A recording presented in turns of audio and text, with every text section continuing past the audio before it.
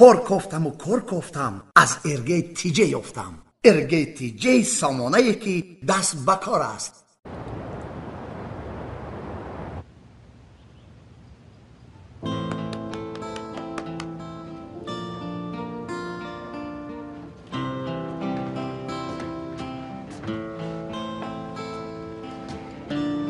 چرا پدرتان تا حال زنگ نزد؟ آیا مشکلی پیش اومده باشد؟ پدرم از محبس زنگ میزند، از استراحتگاه نکشد اونجا نوبت باشد. کی میداند که چقدر محبوس ها در نوبت ایستاده به ایست گپ میزنند. برای همین خاطر نشوید. زنگ میزند پدرتون. الو نیلگون، سلام، چه حال داری؟ خوبم، تو چه حال داری؟ کودکا چه حال دارن؟ خوبم. کودک‌ها هم خوبند. در برم ایستادن. میخواهی با آنها صحبت کنی؟ البته، گوشی را بده که صحبت کنم. شما را میپرسد. آوازش را بلند کنید. این چطور بلند میشود؟ پدر. سلام فرزندانم، چه حال دارید؟ خوب هستید؟ خوبیم پدر، شما چه حال دارید؟ خوبم، شما را سخت یاد کردم. ما هم شما را سخت یاد کردیم. روزهای نزدیک نجات مییابم، خاطر نشوید. روزهای نزدیک. از ما خاطر نشوید. خوب؟ با مادرت و حسن صاحب باش، فهمیدی؟ آنها را نگاه و بین کن. فهمیدی پسرم؟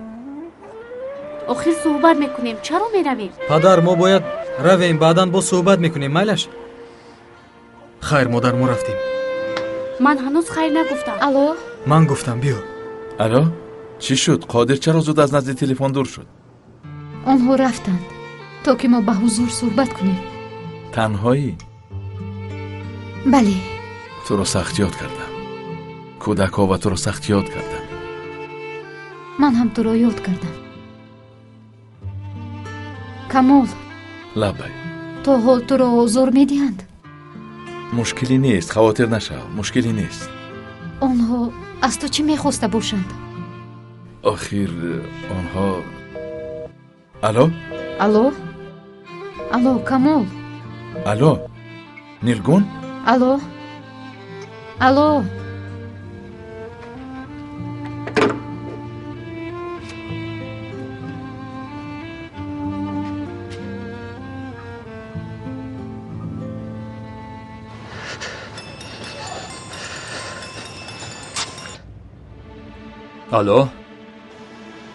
لبیک احمد. ها قادر، من فکر کردم که به وزارت مالیه عریضه نوشتن فایده ندارد. دستی این آدمان دراز است، تا آنجا نیز میرسد. کسی که این دام را ساخته باشد عیان است که مستحکم کرده است. ما حمله باید کنیم که آنها را به هراس بیاریم، اقلا آنها را به اندیشه وادار کنیم. بعداً پیدا شدن فرصت را انتظار میشویم. تو در آنجا چیکار میکنی؟ با گمانت ما را فریب میکنی؟ از پی کارت شو. اکی احمد، من باید تلفن رو خاموش کنم. هرچی شما گویید تمام. میلش؟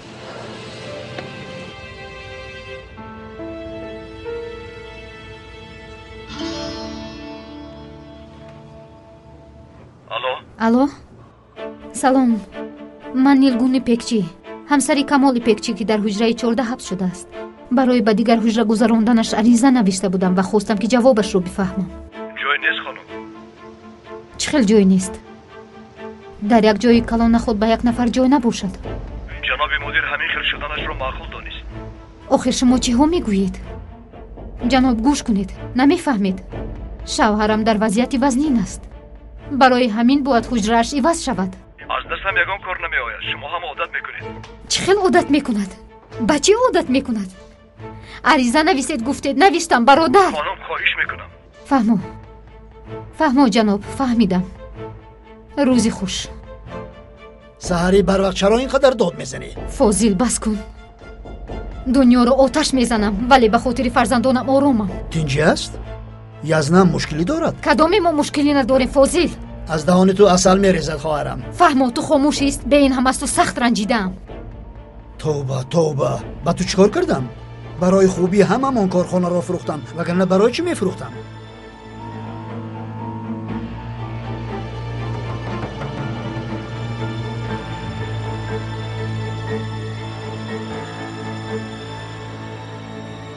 چی میخواهی؟ باید بخوریم.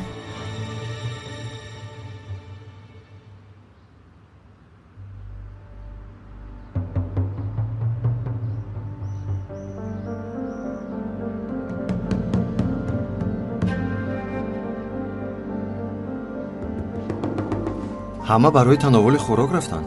Вале чаро ту ин ҷоӣ? ман каме кор дорам. модоме ки хӯроки нисфирӯзӣ нахӯрдӣ, пас хӯроки шомат бояд серғизо бошад. аз ин рӯ туро ба хӯроки шом даъват мекунам. ягон рӯз дигар намешавад. ин рӯзҳо каме мушкилӣ ҳаст. мехоҳам ки дар бари модарам бошам. эътироз накун. ва боз ин шом бароят баъзе хабарҳо ва як пешниҳод дорам. шояд дар ин рӯзҳои вазнин бароят судманд бошанд. дар сари мизи хӯрок муфассал мефаҳмонам. майлаш.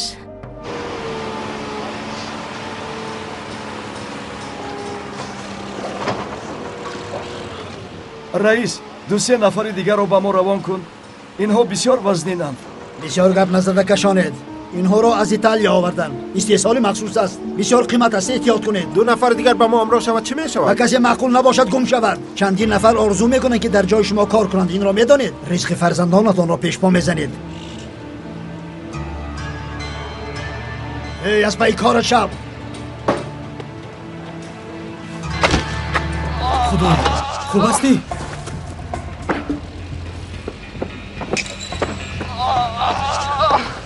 аҳволат хуб аст? бар падарат лаънат.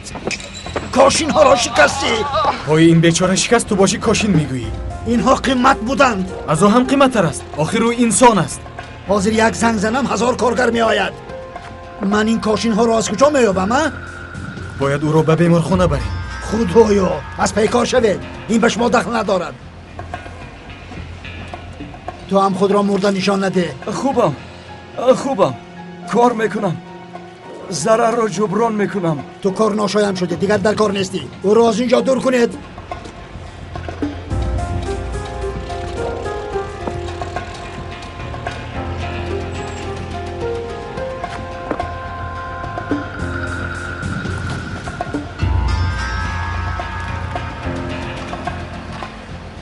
چی شد؟